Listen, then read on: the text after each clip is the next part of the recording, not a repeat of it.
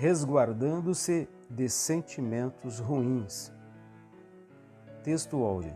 Eu, porém, vos digo que qualquer que sem motivo se encolerizar contra seu irmão será réu de juízo.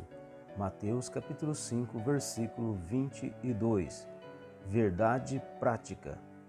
A cólera e a ira não podem dominar o coração do crente.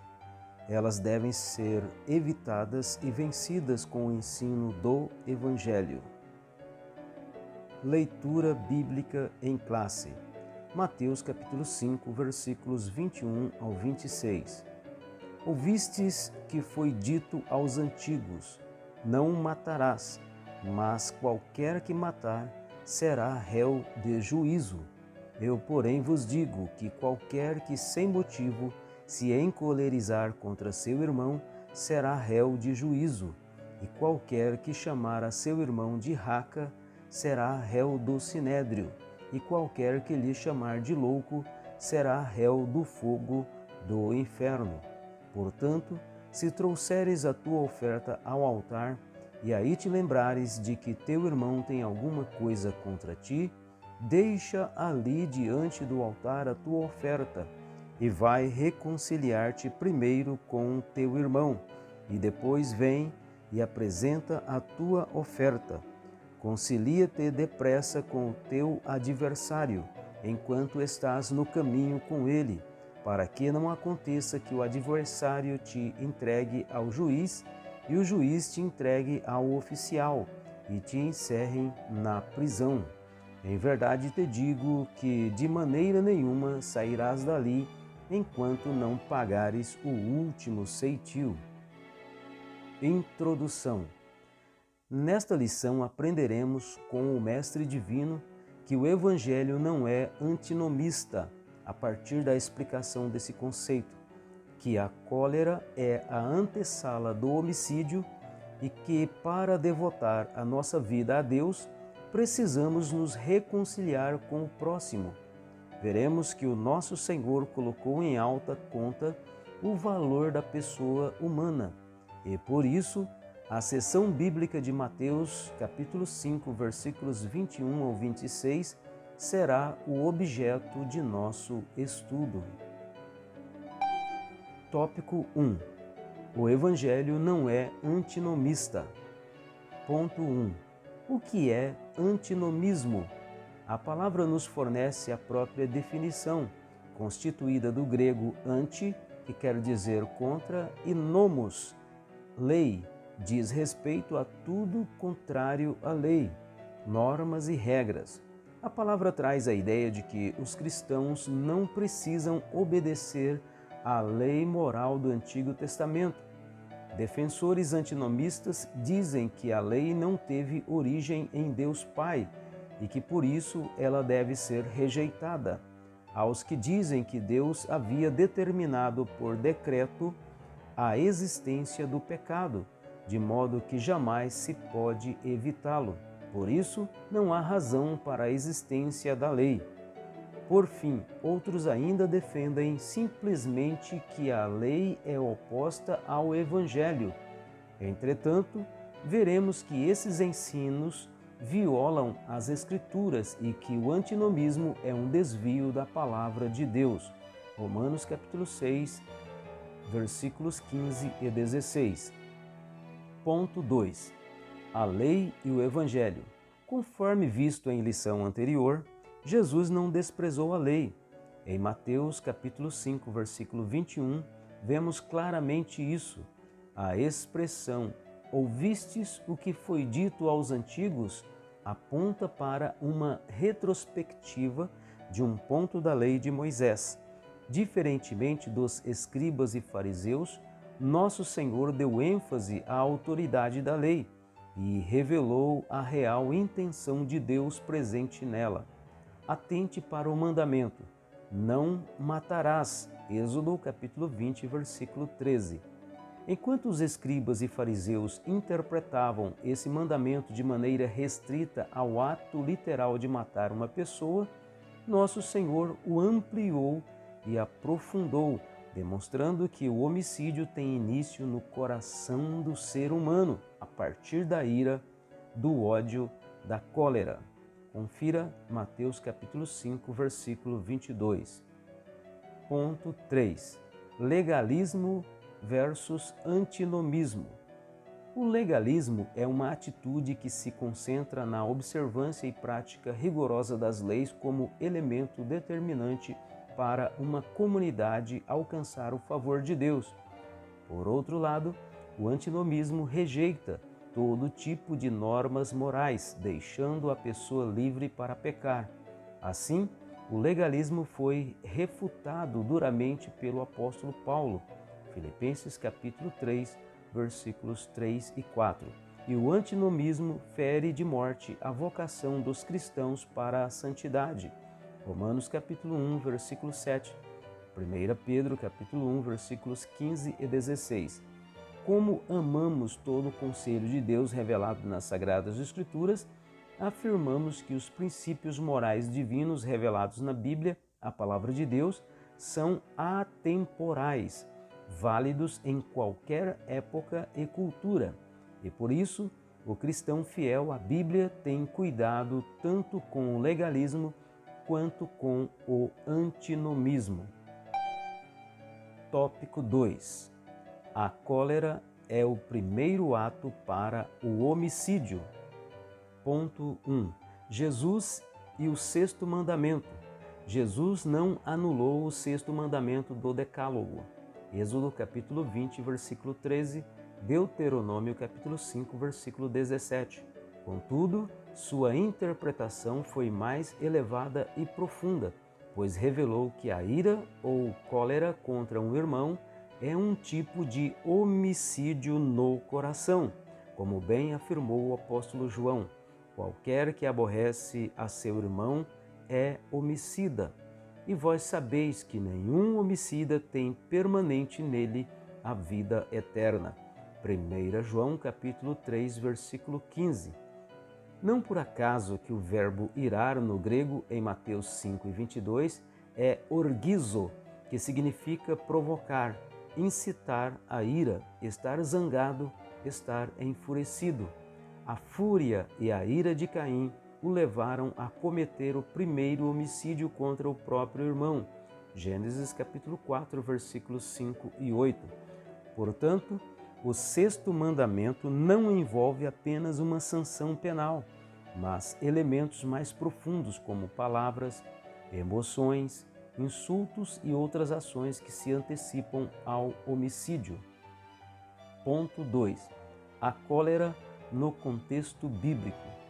Tanto o salmista quanto o apóstolo Paulo escreveram que um servo de Deus pode irar-se, mas não deve pecar. Salmos 4 e 4, Efésios capítulo 4, versículo 26. A ira é uma emoção humana, por isso, na Bíblia vemos pessoas justas se irando contra o pecado, contra os atos desumanos, contra o desrespeito à palavra de Deus. Oséias capítulo 4, versículos 1 ao 3. Nosso Senhor manifestou ira contra os que faziam no templo um covil de ladrões. João capítulo 2, versículos 13 ao 17. Entretanto, a ira não pode nos controlar e devemos examinar se ela provém de um espírito reto, de um coração puro, ou se é uma obra da carne, do tipo pecaminosa, orgulhosa, odiosa e vingativa. Gálatas capítulo 5, versículo 20. O imperativo bíblico é que a ira não pode nos dominar. Efésios capítulo 4, versículo 26. Hebreus capítulo 12, versículo 15. Ponto 3. O valor da pessoa humana. Em Mateus capítulo 5, versículos 21 e 22, Jesus enfatizou o valor da pessoa humana. Por isso, chamar alguém de raca, que significa inútil, cabeça oca e vazia, é uma ofensa grave, igualada à blasfêmia.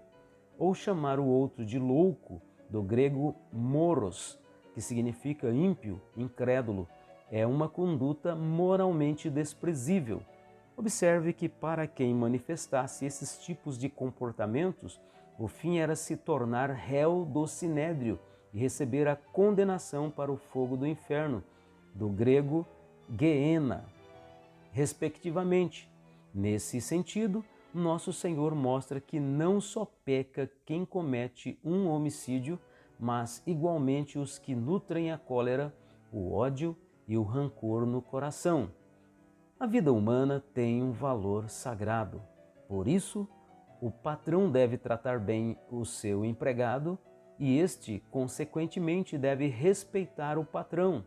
O irmão não pode fazer acepção de pessoas para com o outro irmão, quer por causa da cor da pele, quer por diferenças econômicas, pois, como o apóstolo Pedro disse, reconheço por verdade que Deus não faz acepção de pessoas. Atos capítulo 10, versículo 34. Tópico 3. A oferta do altar e a desavença. Ponto 1. A oferta do altar. Em Mateus capítulo 5, versículos 23 e 24, Jesus se dirige aos discípulos e faz com que cada um examine a si mesmo, pois um servo do Senhor não pode ofertar no altar com um coração cheio de ira e rancor. Afinal, dizer amar a Deus, mas odiar o irmão é cair na mentira. 1 João capítulo 4, versículo 20. Para o judeu, ofertar era um ato sagrado e tal atitude fazia-o reconhecer a bondade de Deus para com ele. Gênesis capítulo 4, versículos 3 e 5. Êxodo capítulo 25, versículo 2. Levítico capítulo 1, versículo 2 e Salmos 66 e 13. Nesse sentido, o Senhor Jesus valorizava esse ato. Entretanto, não adiantava reconhecer a bondade de Deus, mas não se reconciliar com o irmão. Cabe ressaltar que o verbo grego para reconciliar é dialasso, que significa mudar a mente de alguém, renovar a amizade com alguém. Ele é encontrado no Novo Testamento apenas uma vez, em Mateus capítulo 5, versículo 24. Portanto, o ensinamento de nosso Senhor é claro: não há relacionamento correto com Deus sem relacionamento verdadeiro com o irmão. Ponto 2. Evitando a desavença. Os versículos 25 e 26 de Mateus capítulo 5 têm relação com os versículos 23 e 24, mas uma conotação diferente. Os versículos 23 e 24 dizem respeito à adoração. Os 25 e 26 dizem respeito ao processo legal. Ambos, porém, procuram advertir os discípulos quanto ao problema da desavença entre irmãos. Nos versículos 25 e 26, nosso Senhor enfatiza que é preciso buscar uma solução para a desavença entre irmãos fora do tribunal. Naquela época, quando a pessoa era sentenciada, pagaria até o último quadrantes, de origem latina, que significa quadrante, aproximadamente a quarta parte de um asse, a menor moeda de cobre romana, valendo cerca de 1/4 de um centavo. Nosso Senhor, portanto, nos convida a sanar as desavenças entre nós e assim preservarmos o bom testemunho. Atentemos para a reflexiva indagação do apóstolo Paulo. Ousa algum de vós, tendo algum negócio contra outro, ir a juízo perante os injustos e não perante os santos? Não há entre vós sábios, nem mesmo um, que possa julgar entre seus irmãos? 1 Coríntios capítulo 6, versículos 1 e 5. Conclusão. Como servos de Cristo, que vivemos as verdades do Evangelho, não deixemos que pensamentos, palavras e ações firam o nosso próximo, nem deixemos que as desavenças tornem-se disputas entre nós. Em caso de desavenças e desentendimento, à luz das Escrituras, deve-se reconciliar imediatamente. seguir em paz com todos. Hebreus capítulo 12, versículo 14. Pois é isso que o nosso Deus desejou quando escreveu: não matarás. Assim chegamos ao final de mais uma lição. Desejo que você seja abençoado ricamente por Deus, juntamente com toda a sua família. E aguardo você na nossa próxima lição.